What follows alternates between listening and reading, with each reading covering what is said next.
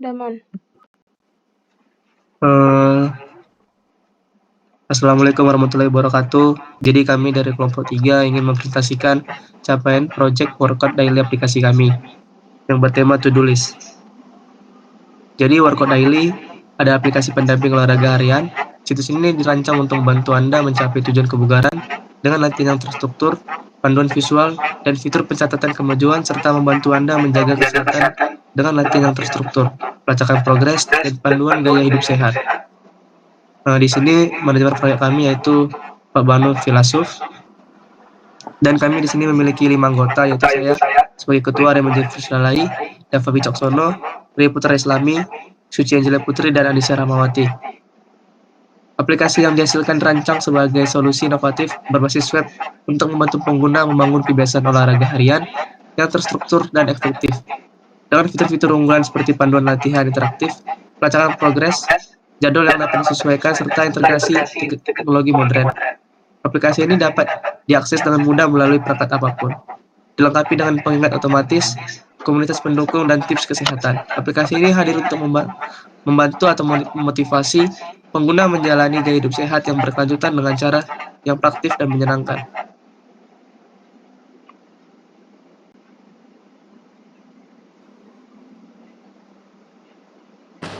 Baik, dari aplikasi workout daily kami ini, yang pertama fitur yang tersedia ada landing page. Landing page ini dirancang untuk meningkatkan tingkat konversi yang berarti mengubah pengunjung situs menjadi pelanggan pengguna. Lalu kedua ada sign up. Fitur ini digunakan untuk membuat akun baru di aplikasi atau website. Pengguna perlu mengisi beberapa informasi dasar seperti nama, email, dan password.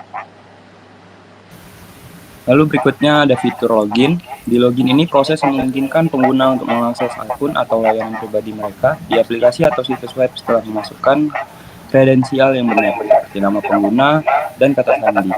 Lalu berikutnya ada fitur workout. Pengguna dapat memilih tujuan yang akan dituju. Misalnya ingin menaikkan massa otot, pengguna dapat memilih fitur muscle mass. Dan ingin fokus ke penurunan berat badan, bisa memilih fitur list. Lalu ada fitur schedule. Fitur ini memungkinkan pengguna untuk merencanakan dan mengelola jadwal latihan olahraga mereka. Pengguna bisa mengatur jadwal latihan mingguan atau harian agar konsisten dengan rutinitas olahraga. Lalu ada fitur history. History ini digunakan untuk berfungsi pengguna melihat rekaman atau catatan aktivitas workout yang telah mereka lakukan.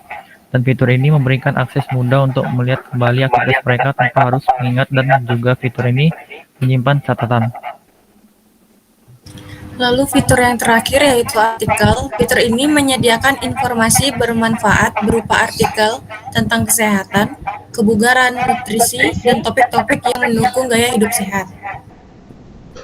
Ini adalah history logbook pelaksanaan proyek PBL kelompok 3. Di sini kami membagi-bagi tugas antara anggota, yaitu saya sendiri, penjadwalan membuat rancangan, mengkoordinir kelompok proyek, membantu implementasi front-end maupun back-end, dapat mengatur mengkoordinasikan anggota kelompok. Ria Putra Islami membantu menyusun RPP, membuat voucher aplikasi, mendesain beberapa fitur, dan menyelesaikan relevan RPP dan membuat alur program. Dava Wicaksono membuat voucher, melakukan pengimplementasian coding, menyusun laporan RPP, flowchart yang komprehensif, kode program yang fungsi, dan laporan yang lengkap. Anissa Rahmawati analisis tema, membuat diagram SDLC, mendesain beberapa fitur, mengimplementasikan kode, diagram visual yang menggambarkan tahapan SDLC yang dipilih untuk proyek, menyelesaikan sisi front-end pada aplikasi. Suci Angela Putri menganalisis alur, melengkapi RPP juga, mengimplementasi front-end dan back-end, membuat wireframe, menyelesaikan sisi front-end dan back-end, dokumentasi alur kerja yang teranalisis. Refleksi kelompok. Masalah dan kendala yang dihadapi. 1. Kurangnya pemahaman awal tentang kebutuhan pengguna. Pada tahap awal proyek, terjadi kesulitan dalam memahami kebutuhan utama pengguna sehingga beberapa fitur yang direncanakan kurang relevan. Komunikasi tim. Koordinasi antara tim pengembang, desainer, dan analisis data kurang optimal, menyebabkan keterlambatan dalam beberapa tahap pengerjaan. Pengujian yang tidak menyeluruh. Ada beberapa bug yang terlewatkan karena pengujian awal hanya difokuskan pada fungsi inti sehingga tidak teruji secara maksimal. Pembagian waktu yang tidak maksimal. Banyak anggota tim menghadapi kesulitan dalam membagi waktu antara proyek dan tugas lainnya yang memengaruhi produktivitas. Refleksi kelompok, hal yang dapat diperbaiki. Meningkatkan pemahaman kebutuhan pengguna.